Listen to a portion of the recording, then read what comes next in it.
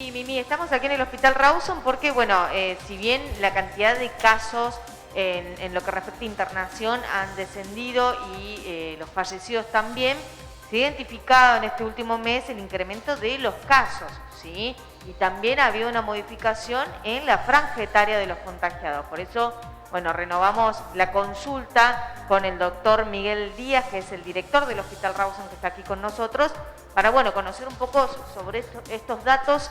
Estamos tranquilos con respecto a la baja internación y fallecidos, pero un tanto alarmados por la cantidad de casos, ¿no?, que se están registrando en este último mes. Sí, en realidad no es alarma, es esperable que haya un incremento, un goteo de casos, como se denomina. La verdad que teníamos un número muy bajo de casos, por debajo de los casos post-pico del 2020, y también en consecuencia la internación, que ha bajado muchísimo. En este momento tenemos muy poca ocupación de cama crítica en toda la provincia, también en todo el país. ¿Cuántos internados hay? Acá en este hospital, 4 pacientes COVID internados, lo cual es una cifra muy baja si consideramos que en algún momento tuvimos casi el 100%, ¿no? Entonces acá lo importante es continuar con el esquema de vacunación. Tenemos más del 60% de personas con 2 dosis en la provincia y en el país, más del 90% con una dosis, de manera que hay que completar los esquemas de vacunación, y aquellas personas que estén en condiciones de la tercera dosis, que los hayan convocado o que pertenezcan a algún grupo esencial o grupo de riesgo, se tienen que vacunar con tercera dosis. Los 4 internados, ¿de qué variantes son y están vacunados o no? La mayoría de los pacientes que ingresan con enfermedad moderada o grave, que son los que se internan, o tienen una dosis de vacuna o no están vacunados.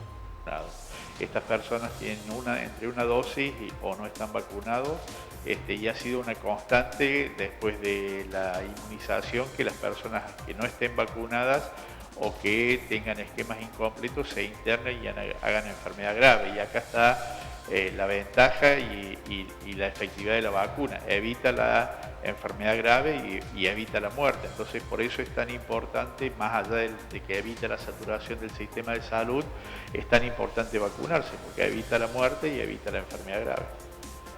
Estamos hablando de la Manaos, de la Delta, ahora una nueva cepa, así que aparece, una nueva variante en realidad, la Omicron. ¿Cómo estamos nosotros parados frente a esa variante?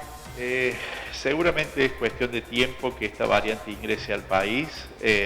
Ya casi 20 países tienen la variante con circulación comunitaria, así que habrá que hacer lo mismo que se hizo con variante Delta, es decir, el bloqueo de casos, tratar de demorar la circulación como se ha hecho con variante Delta, y tratar de que la población esté vacunada. Y por otra parte, más allá de lo que hace el Estado con respecto al testeo y a la oferta de análisis para COVID, es muy importante, primero, usar el barbijo, continuar con el uso del barbijo. En segundo lugar, cuando se puede, el distanciamiento, el lavado de manos, y toda aquella persona que tenga síntomas respiratorios concurrir para un testeo. Hablamos de barbijos, y cuando ingresamos aquí al Hospital Rawson nos ofrecieron el barbijo quirúrgico, el que tiene usted, el que tengo yo puesto. Ese es el recomendable, digamos, más teniendo en cuenta esta variante nueva que ingresa, que desconocemos su comportamiento, ¿no? Sí, en realidad es recomendable. No obstante, cualquier elemento que tape la exhalación de aire y de partículas de la vía respiratoria es adecuado. Es decir, lo ideal sería este tipo de barbijos, pero si no se dispone, con un tapaboca o con algún otro barbijo sería suficiente, sobre todo en esto de evitar el contagio entre personas. De manera que si se accede a este tipo de barbijos, bien, y si no, cualquier elemento que tape las secreciones respiratorias, ¿no? Te escucho, Mimi. Sí, la pregunta para el doctor con respecto ahora a los pases sanitarios que se van a implementar en los grandes festivales, ya en muchos espectáculos al aire libre incluso. ¿Qué garantía hay de que, o por qué se pide que sí o sí se vacunen todos, si es que esto evita el contagio, ¿no? Si estar vacunados, si ya hay información fehaciente de que estar vacunados nos evita el contagio y la propagación, sino entender por qué se pediría un pase sanitario. No sé si me explico, ¿no? Si todavía no hay garantías de que la vacuna nos evite contagiarnos y contagiar. Sí, bueno, por lo que nos comentaba el doctor recién, la bajada fue esa, ¿no? A mayor cantidad de vacunados, menor cantidad de contagiados, digamos, o mejor recepción de la enfermedad. Pero bueno, le preguntamos qué considera sobre el pasaporte sanitario, ¿no? Esto que se está implementando en varios países del mundo y que se busca que para ingresar a algún festival o un espectáculo público tengamos el carnet de vacunación completo. ¿Ya hay, pregunta Mimi Spicher, certezas de que con la vacuna no contagiamos ni nos contagiaríamos? En realidad, lo que se pretende con la vacuna, en primer lugar, es evitar la enfermedad grave, evitar por consiguiente la muerte, ¿no? En segundo lugar, evitar la saturación del sistema de salud. Pero también está comprobado que a mayor porcentaje de vacunación en la población, menor posibilidad de circulación y menor posibilidades de la emergencia de variantes como la Omicron, ¿no? O la Delta en su momento.